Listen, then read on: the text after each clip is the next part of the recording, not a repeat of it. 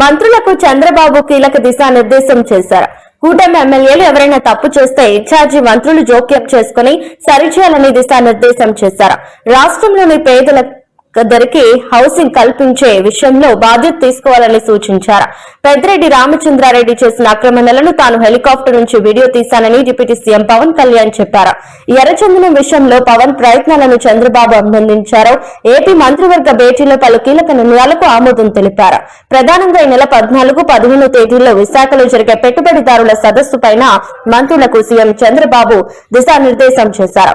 రాష్ట్రంలోని పేదలందరికీ హౌసింగ్ కల్పించే విషయంలో మంత్రులు, ఎమ్మెల్యేలు బాధ్యత తీసుకోవాలని ముఖ్యమంత్రి ఆదేశించారు. నివాస స్థలం లేని వారందరి అర్హుల జాబితా రూపొందించి అందరికీ హౌస్ సైట్స్ దక్కేలా చూడాలన్నారు.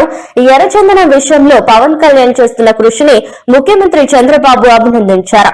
పెద్దిరెడ్డి రామచంద్రారెడ్డి చేసిన ఆక్రమణలను తాను హెలికాప్టర్ నుంచి వీడియో తీశానని చెప్పారు.